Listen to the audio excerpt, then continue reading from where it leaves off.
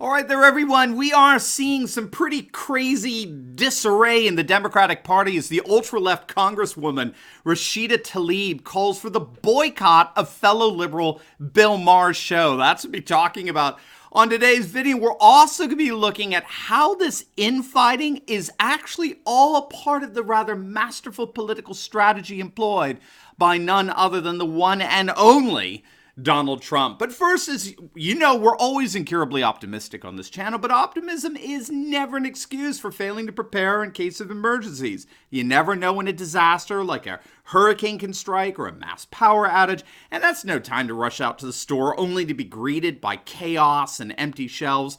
So one of the coolest investments that I've made is getting a 2-week emergency food supply from a good friend of this channel, and that's My Patriot Supply. I know you know them too. My Patriot Supply is some of the best long-term breakfast, lunch, and dinner storages, and getting it was easy. They shipped the emergency food supply right to my door, and the best part is that if you go to my special website, you can actually save over $60 off the regular price. So don't wait until it's too late. Do what many of my other viewers have done. Click on the link below. Get your 2-week emergency food supply today.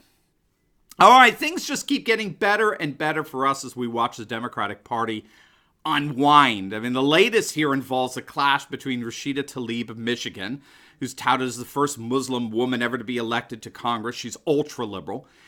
And the super cynical, snarky leftist TV personality Bill Maher. Tlaib has called for activists to actually boycott Maher's show after he excoriated her support of what's called the BDS movement in relation to the nation of Israel. If you're not familiar with BDS, it stands for Boycott, Divestment, and Sanctions, okay? The Boycott, Divestment, and Sanctions movement is a campaign to punish Israel over its alleged harsh treatment of Palestinians. Now, you may recall that Tlaib was recently banned from entering Israel, at least partially in response to her activity within the BDS movement. Maher tweeted out that he found the whole BDS movement completely stupid. Not only was it voted down in the House by all but a handful of congressmen, Tlaib and the rest of the so-called squad, included the squad being Tlaib and Ocasio-Cortez and a couple of other radical left-wing congresswomen who Trump has successfully made the face of the Democratic Party. Not only was the whole movement overwhelmingly quelled and rejected by the Democratic Congress, but Maher, to his credit, tweeted out that the BDS movement is a BS purity test by people who want to appear woke, but who actually slept through history class. He tweeted out that it was absurd to think that just because the Jews in Israel are mostly white and the Palestinians are mostly brown, that must mean Palestinians good and Jews bad. As if the occupation came right out of the blue, that this completely peaceful people, the Palestinians, suddenly found themselves occupied. We forget about the intifadas and the suicide bombings and the rockets and the wars. Now, that's some pretty brutally honest words coming from Maher to his own party.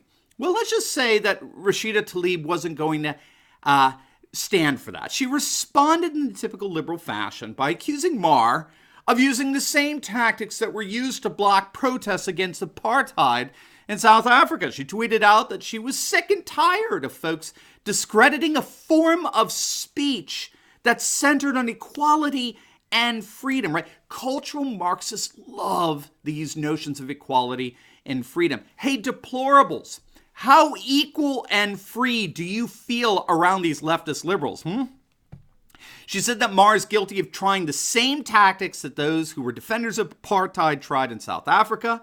It didn't work then, and it's not going to work now. So now Bill Maher is a defender of apartheid. According to Tlaib, Bill Maher uses the same tactics as pro-apartheid supremacists. So she came out and said what all leftist liberals say when they have nothing else to say: let's boycott Bill Maher. Maybe it's time folks boycotted his show. Well, Bill Maher wasn't having any of that. He fired back a tweet that accused Tlaib of being pathetically childish. He tweeted out that, some people have one move only: boycott, cancel, make go away. All right, this is Maher. This is what he wrote. These are what toddlers say. He said, look, the House voted overwhelmingly to condemn the BDS movement. What does she want to do? Boycott 93% of her own party? So anyway, this clash, I think, is very interesting because I think it is well, it's not the first. You know, Nancy Pelosi and Ocasio-Cortez have not been the best of buds either. Do you remember when Ocasio-Cortez accused Pelosi of being a freaking racist, okay? And this, of course, was fundamentally about a power struggle within the halls of Congress, this Pelosi-Ocasio feud. It's a struggle for the core of the Democratic Party, right? But what's going on now with Maher and Tlaib is even more interesting, at least to me. And that's because it has the smiling face of Donald Trump behind it. You see, one of the biggest tensions within the Democratic Party right now is between its Jewish faction, which is historically a very reliable Democratic constituency, on the one hand, okay, and the really rabid hatred of the nation of Israel, which is seen really as an apartheid state by these cultural Marxists, a hatred that really does border on full-blown anti-Semitism on the other, okay? That's certainly how the state of Israel is interpreting it, denying Tlaib entry into their nation for what they called blatantly anti-Semitic rhetoric and relationships on her part. Now, here's the political genius of Trump behind all this in terms of this tension.